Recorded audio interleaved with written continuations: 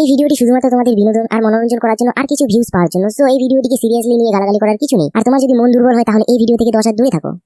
Hey guys what's up it's me হিলবাস চিরু and welcome to my channel. তো আজকে আমি কথা বলবো বাঙালিদের ভ্যালেন্টাইন্স ডে মানে সরস্বতী পূজা নিয়ে। মা সরস্বতী হলেন আমাদের বিদ্যার দেবী, কিন্তু আজকালকার কিছু ছেলে মেয়েদের মতে মা সরস্বতী যেন প্রেমের দেবী। তো আর বেশি ভাট না বকে লেটস গো।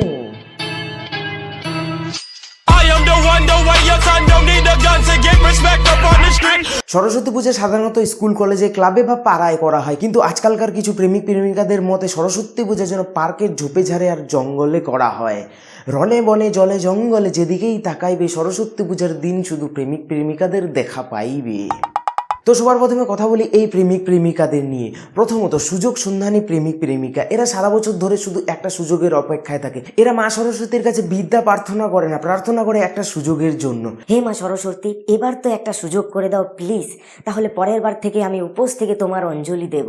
সরস্বতী পূজার দিন পার্কের ঝোপে ঝাড়ে জঙ্গলে এরা যদি একটু সুযোগ পেয়ে যায়, ব্যাস এদের মনে লাড্ডু ফুটে যায়। এই সুযোগে এরা শুরু করে দেয় প্রেমের লীলা খেলা। If you know what I মিন।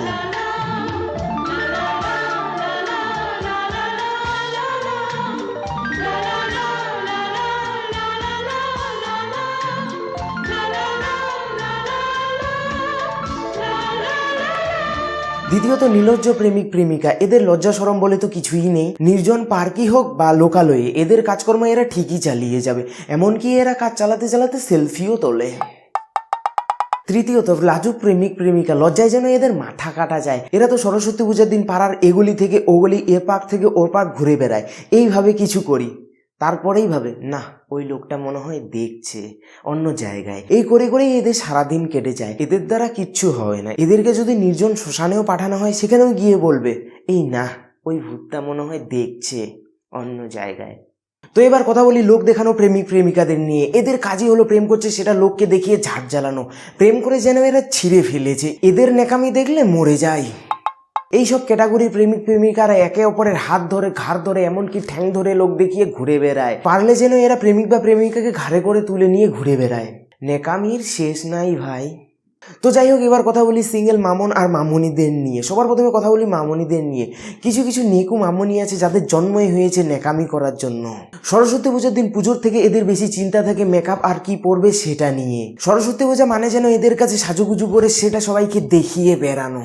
ঢং। কেউ যদি ভুল করে বলে দেয় যে তোর মেকআপটা খুব সুন্দর হয়েছে, ব্যাস এবার শুরু করে দেবে এরা এদের নেকামি।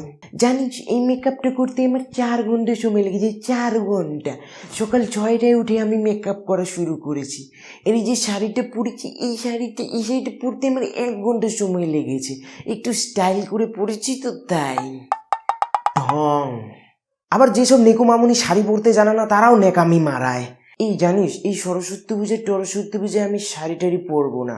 আমি ঠিক করেছি একবার আমার বিয়েতে শাড়িটা পরবো। একবারে শাড়ি পরে আমার বরকে দেখাবো, সেটা আমি আমার বরের জন্যই তুলে রেখেছি জানিস তো। ঢং।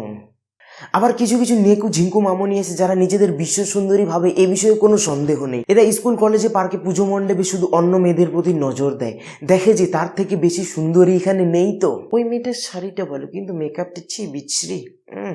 ওই মেয়েটা মেকআপটা ভালো করেছে কিন্তু শাড়িটা আমার মতো এখানে কেউ নেই, আমি সব থেকে সুন্দরী। নেকামির শেষ নাই ভাই। ঢং।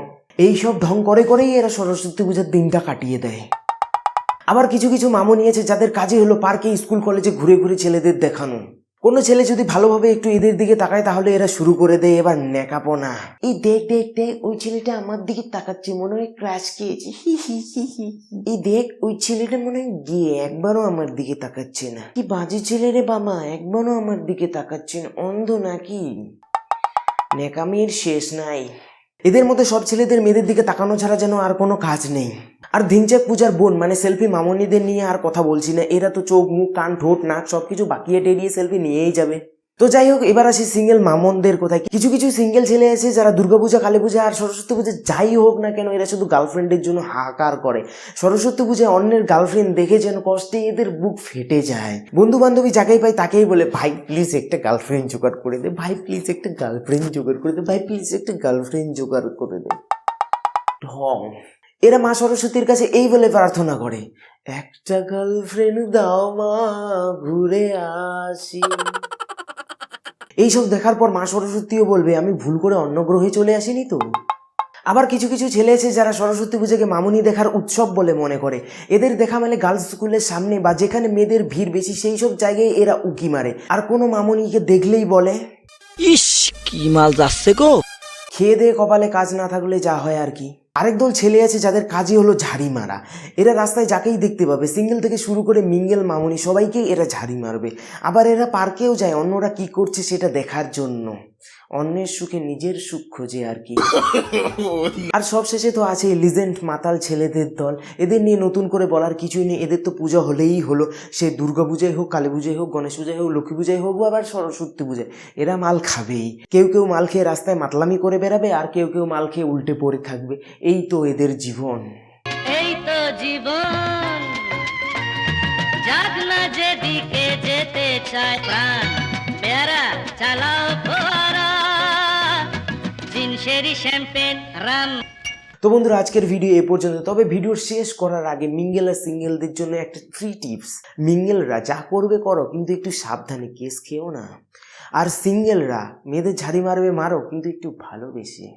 তো বন্ধুরা, ভিডিওটি ভালো লাগলে অবশ্যই লাইক করো, কমেন্ট করো আর শেয়ার করো তোমার বন্ধুদের সঙ্গে। এই ভিডিওতে লাইকসের এম রাখছি 9999। মা সরস্বতীর জন্য তো করে দিতেই পারো, প্লিজ করে দাও। আর তুমি যদি এই চ্যানেল নতুন হয়ে থাকো তাহলে তো জানি কি করতে হবে, সাবস্ক্রাইব ক্লিক করে সঙ্গে বেল আইকনটি প্রেস করো ভিডিও নোটিফিকেশনের জন্য। আর আমাকে ফেসবুক আর ইনস্টাগ্রামে ফলো করতে ভুলো না। তো পরবর্তী রোস্ট ভিডিওতে আবার দেখা হচ্ছে। তো ভালো থাকো, বাবা।